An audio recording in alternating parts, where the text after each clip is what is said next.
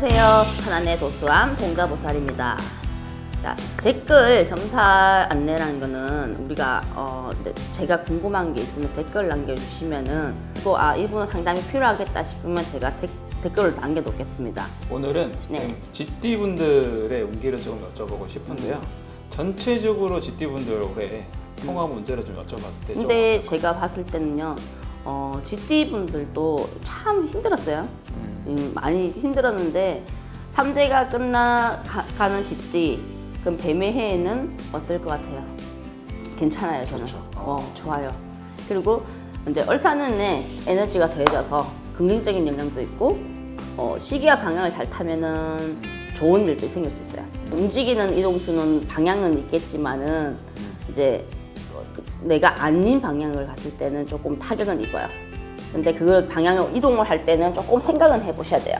새해 이제 해가 바뀌었다 해서 다 좋은 건 아니에요. 근데 왜냐면 우리가 같은 나이, 같은 띠를 가지고 있다 하지만은 태어난 그게 시간도 있을 것이고 뭐고 있고 다 틀리잖아요. 네. 근데 틀리다 보니까 내가 조금은 뭔가 하고 싶다 하면은 가까운 선생님이 됐던 제가 됐던 한번 알아보시고 움직이는 것도 나쁘진 않을 것 같아요. 뭐 연애나 결혼이나 이런 부분들은 좀 어떨까요? 연애운, 결혼은 저는 괜찮습니다. 전체적으로? 전체적으로 괜찮습니다. 뭐 계약이나 뭐 이런 부동산에도 관심 있는 그렇죠. 이제 나이도 젊은 층도 있겠지만 이제 어느 정도 나이가 있어요. 근데 GT들 같은 경우는 조금 많이 힘들었어요, 솔직히. 안 좋은 일이 계속 생겼던 분들이 너무 많았기 때문에 이제 해가 바뀌고 나면 기운이 상승하니까 그분들도 이제 나아져요. 나 힘들었던 거 보상 받고 싶다 할 정도로 보상 받네 할 정도로 좀 좋아지는 운이에요. 먼저 1996년생 병자생입니다. 네. 이분도 연애 결혼은 좀 어떨까요?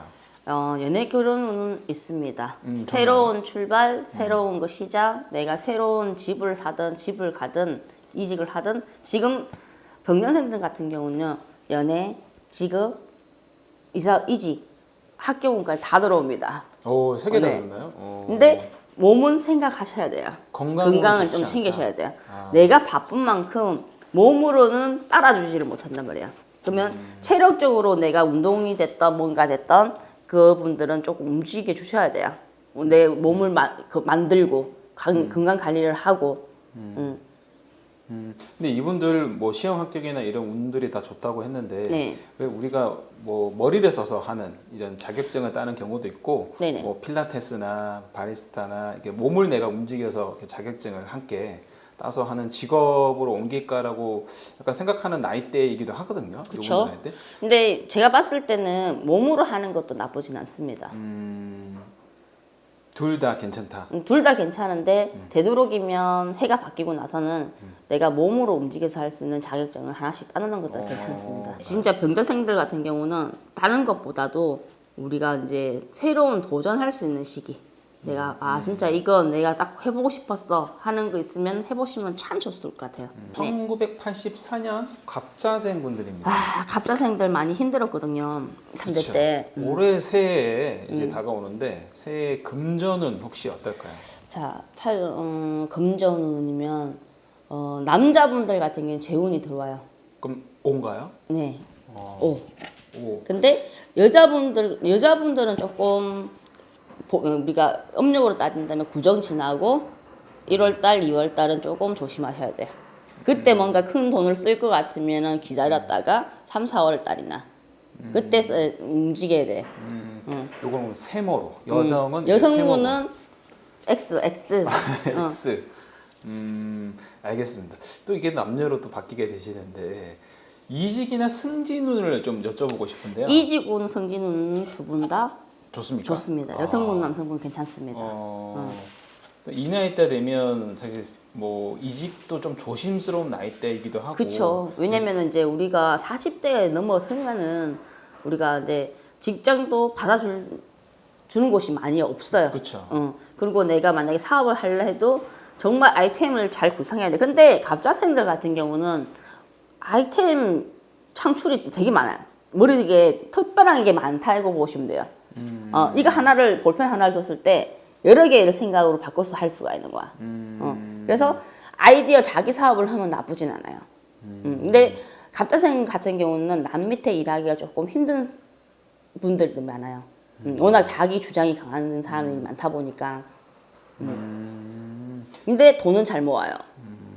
뭐 새로운 사업이나 이런 거를 할 때 조금 참고는 참고 해야 좀 되는 하고 거니까. 움직여야 될 것 같아요. 그럼 그렇다면 문서운은 조금 괜찮나요? 문서운은 두 분 다 있습니다.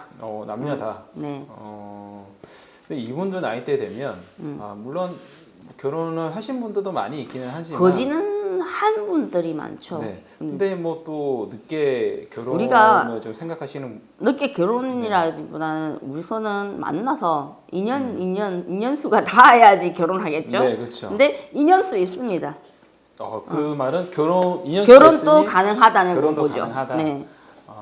왜 이런 말이 있잖아요. 뭐 어디 가서 상담을 받으면 올해 상반기에 만나는 여자보다는 하반기에 네, 인연을 만나는 있어요. 그런 거 있더라고요. 이분들은 좀 왜냐면은 제가 점을 볼 때 이제 궁합을 보러 오는 분들 있으면은 네. 지금 만나는 사람은 니한테 도움을 주지도 않고 피해만 보고 내한테 이별수가 들어와 금방 이별수가 들어오는 사람들이 있어요. 그러면은 배우자가 딴 사람으로 보여. 보여줄 때가 있어. 그러면 하경을 보여주면 이 사람이 이렇게 안 생겼는데 그러면은 나중에 뒤에 보면 만났을 분이 그렇게 생긴 사람이 들어와요.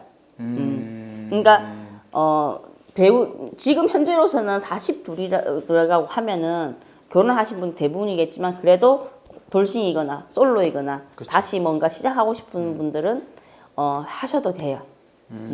진짜 내가 이 사람 보고 살고 싶다 만나셔도 됩니다. 제가 사실은 선생님이 이런 연애운, 궁합 이거 굉장히 잘 보신다고 소문을 들어가지고 한번 살짝 여쭤봤는데 싫어요. 여러분 잘 보십니다. 한번 여쭤보시면 정말 까무라치게 놀라실 텐데 그러면 이분들 네. 조심해야 되는 것들이 있다면 어떤 거 조심해야 될까요? 무리한 투자? 투자. 근데 내가 금전운이 있다 해서 투자한다고 다 되는 건 아니거든. 그쵸. 우리가 예를 들어서 주식하고 코인하고 같은 투자인데도 차이 많이 나는 거 알죠? 그렇죠. 코인은 맞아요. 도박이나 다름없어요. 그죠? 이게 일본 사회로 오르락내리락 하는 게 심하잖아요. 네. 근데 갑자생들 같은 경우는 올해는 조금만 내가 뭔가 투자를 하더라도 이걸 진짜 했을 때 가능한가를 여러 번 생각해야 돼요. 재물은 있다 해서 다 투자했다가는 말아먹어요. 이분도 좀 가지고 있는 게 더 나을 수 있는. 내 것을 갖고 있는 걸 지키자. 손재수 따릅니다. 그건 조심하셔야 돼요. 알겠습니다. 자, 다음으로는 1972년 임자생 분들입니다. 이분들 금전은 어떻습니까? 금전은 좋습니다. 금전은 좋나요? 근데 지금 왜냐면 제가 뭐 투자, 연애, 자식운을 다 통틀어서 하고 있는데 이분들 같은 경우는 임자생들 같은 경우는 솔직히 말해서 저 같은 분들이 많아요. 무속인들이 많아요. 임자생들 중에 사주 센 분들이 많다는 소리예요. 네네. 근데 금전은 투자, 자식운 괜찮아요. 근데 다 동그라미. 네. 네. 다 괜찮다고 하지만은 조금 사람 관계에서 배신 그리고 이별수 그거는 있어요. 인간관계 솔직히 말해서 인간관계에서 틀어지는 것만 말고는 괜찮습니다. 임자생은. 전체적으로 그리고 크게 나쁘진 않아요. 자 임자생 우리 같은 선생님들 있잖아요. 제자분들도 괜찮습니다. 새로운 제자가 들어온다든지 일 쪽으로 해서 바빠지는 시기예요. 이게 또 또 선생님들 보고 야 너 틀려서 하면 안 돼요. 선생님들이 또 연락하실 수도 있을 것 같습니다. 애기야 나도 좀 봐봐라 그러면서 많이 있으시더라고요. 몰래 이제 네. 아닌 척 하시고 연락하시는 분들이 많이 있으신데 1960년생 경자생 분들입니다.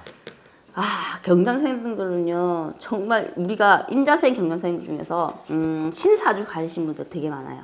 우리 같은 사주를 가지신 분들이. 아까 임자생 네, 임자생도 그렇지만 경자생 경자생도 그래요.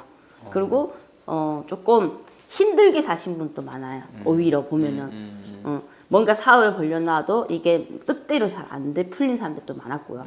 근데 제가 이걸 직업을 가져왔고 제가 신받고 이제 그진 10년 들어가기는 하지만은 경자생들 분들 중에서 정말 전보로 사람 중에서 안 힘든 사람 없겠지만 정말 안 풀리는 분들이 경자생들 진짜 많아요. 그러면 이분들 금전 부동산 운 세에 좋지 아니에요. 않나요? 정말 괜찮습니다. 힘들다고 이, 했는데 이 말년에 와서 풀린다. 우리가 말년에 와서 풀면 말년돼야 풀려 그러잖아요 할머니들이. 네, 네. 근데 진짜 말년에 와서 풀리는 사주가 이 경자생입니다. 깜짝 놀랐어요. 안 좋다고 하는데 갑자기 또 풀린다고 하시니까. 너무 힘들었다 이거예요. 힘들었던 삶을 살았다. 너무 힘들게 살아가지고 이제는 내가 발 뻗고 잔다. 발 뻗고 자겠네.